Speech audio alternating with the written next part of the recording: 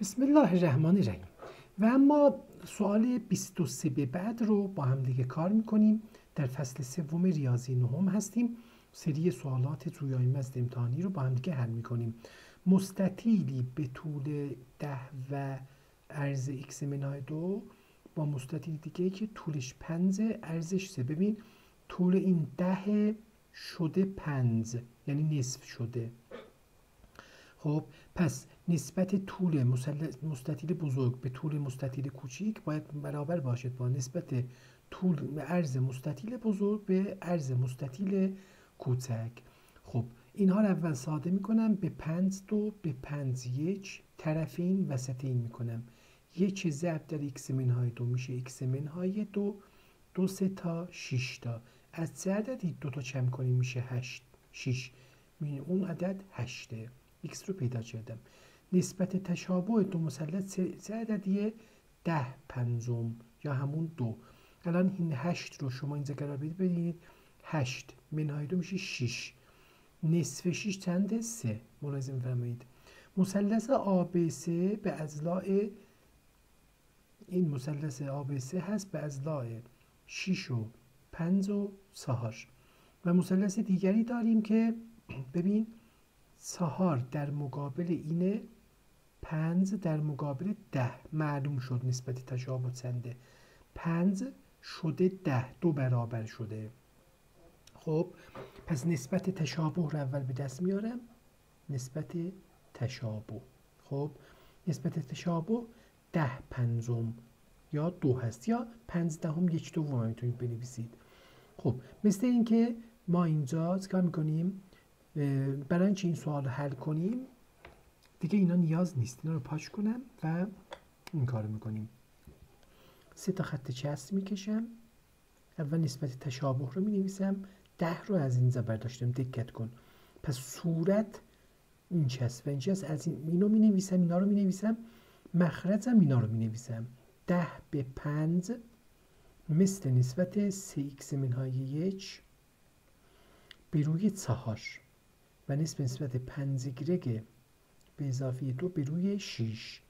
یعنی این 4 در مقابل اینه، 5 در مقابل، ترتیب داره اینجا دیگه، اینم در مقابل این هستش. خب 10 تقسیم بر 5 میشه 2. درسته؟ مثل این که الان شما این 2 رو یه بار مساوی این قرار میدهید، یعنی می‌نویسید 2 مساوی 3x منهای 1 چهارم بهش مخرج 1 میدید، طرفین وسطین میکنید. 1 ضرب در 3x منهای 1 مساوی 2 4 تا 8 تا. 1 بره اونور منفیش میشه مثبت 1، از اینجا حذف میشه 9. 3 چند تا 9 تا 3 تا، پس x 3 هست. خب مقدار x رو پیدا کردیم. حالا موند مقدار y. برای اینکه y هم پیدا کنم دوباره همین 2 رو مساوی این قرار میدم. اینجا بنویسم. پس 2 مساوی 5 y به اضافه 2 ششم. بهش یه مخرج 1 میدم. 2 6 تا 12 تا. 1 ضرب در این عدد میشه 5 y به اضافه 2. این 2 بره اونور 12 منهای 2 میشه 5 y. 10 مساوی 5 y میشه و y میشه 5 2 تا 10 تا، یعنی y 2 هست. اینا رو هم پیدا کردیم. ملاحظه فرمودید. خب حالا میایم به روی مبین اون یکی سوال ها. سوال 25 هستیم. در شکل مقابل دو مستطیل متشابه هستند. ببین مستطیل گفته. خب الان ببین این عرض 12، اینجا عرض شده 3. میبینی یعنی چی؟ یعنی نسبت تشابه 12 سومه. باید عرض رو به عرض تقسیم کنی، چی میشه؟ 4. یعنی منظورش چیه؟ اندازه های این 4 برابر شده. خب پس این تا x رو هم به 4 ضرب کنیم باید بشه 16. x میشه چقدر؟ 4. ببین 4 بوده، 4 4 تا 16 تا، 3 4 تا 12 تا.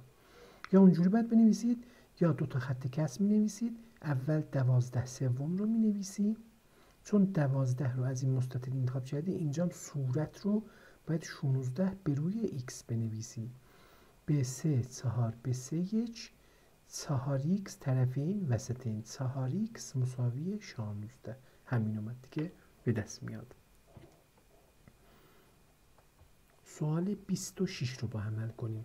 مثلث ABC و MNP متشابهند. 2 2.5 4. ببین 2 در مقابل این هست، پس نسبت 2 به x به اضافه 1 مثل نسبت 2.5 در مقابل 5. 2.5 در مقابل 5 اونم مثل نسبت 4 در مقابل 2x به اضافه 2 هست.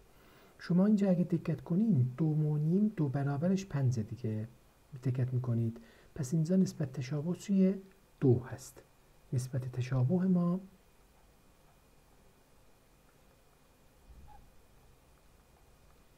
2 هست. درسته؟ یعنی چی؟ الان 2.5 2 برابر شده 5. پس این 2 برابر باید بشه، میشه 4 با x به اضافه 1 برابر بشه باید. پس 2 برابر 2 رو مساوی x به اضافه 1 کردم. 3 عددی با x هم بشه میشه 4 3 هست. یا این رو بنویس یا اینکه اون سه تا خط کسر خودمون رو دیگه که اینجا هست، اینجا به 2.5 1 به 2.5 2 بعد طرفین وسطین میکنی. ببین 2 تا 4 تا ایناش، یک ضرب در x به اضافه کم ایناش چه x میاد جهت 3. و یه بار هم این 1 به 2 رو مساوی قرار میدیم با چی؟ 4 به روی 2x به اضافه 2 طرفین میشه 8 مساوی وسطین میشه 2x به اضافه 2. یعنی یک ضرب در این دوتا. 2 این بیاد این ور میشه منهای 2 از اینجا حذف میشه 6. 2 چند تا 6 تا 3 تا. باز همون 3 در اومد. میبینید؟ یعنی از یک حساب کنید دیگه به هر حال کار حله. سوال شماره 27 رو حل کنید. در شکل زیر دو مستطیل متشابه هستن، پس نسبت تشابه برقرار است. نسبت تشابه رو به دست میارن. ببین اینجا عرض این 9 عرض این ندارد، ننوشته. طول این 15 طول این 10. ببین اینجا 10 نوشته. پس نسبت طول این یعنی 15 به طول این یعنی 10 نسبت تشابهه. اینا هر دوتاشون به 5 بخش پذیرن. به 5 3 به 5 2. 3 دوم. نسبت تشابه هم 3 دوم مثل 3 دوم یعنی 1.5 دیگه. اینجا 1.5 یعنی 10 1.5 برابر شده 15. اوکی. عرض رو به دست میارم. پس نسبت 3 به 2 خب 3 از این چون بزرگه، خب اینجا خط کسری می نویسم. الان اینجا 9 رو مقابل این می نویسم. دقت میکنید چون این عدد بزرگتر مربوط به مستطیل بزرگتره، پس روبروش عدد بزرگتر اینو می نویسم. به روی اینم حالا ایگرگ بذارم. 3 ضرب در ایگرگ مساوی 2 نقطه 18 تا. 3 چند تا 18 تا 6 تا. پس ایگرگ هم برابر 6 یا اینجا ارزش برابر 6 خواهد بود. دو لوزی متشابه و نسبت تشابهانا 3/5 است. خب پس اینجا اگه اندازه زل لوزی کوچیک، ببین نسبت تشابه دقت کنین سوال خیلی میدن 3/5 یعنی کوچیک 3 بزرگ 5. پس اینجا می نویسم چون عدد کوچیک نه عدد بزرگ کامل معلومه. اندازه زل لوزی کوچک یعنی مقابل 3 12 رو می نویسم چون کوچیک گفته. اندازه زل بزرگ رو خواسته.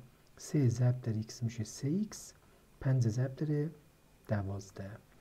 خب این 3 کافیه بره مخرج اونا و حاصل به دست بیاد. 5 ضرب در 12 تقسیم بر 3 به 3 1 به 3 4 4 5 تا 20 تا. پس اون یکی اندازش میشه 20. راضی فرمودید؟ در دو مثلث گام زاویه فلان متشابه است. سر متشابه این زاویه با این برابره، میبینی 90 درجه. بعد اینم متقابل به رأسه، ملاحظه میکنید و عرض محضرتون که این زل هم چیه؟ با این زل برابره. ملاحظه میکنید دو زاویه و زل با ما بینشون. خب اینجا که شما دقت کنید میتونیم چیکار کنیم؟ اینو حساب کنیم.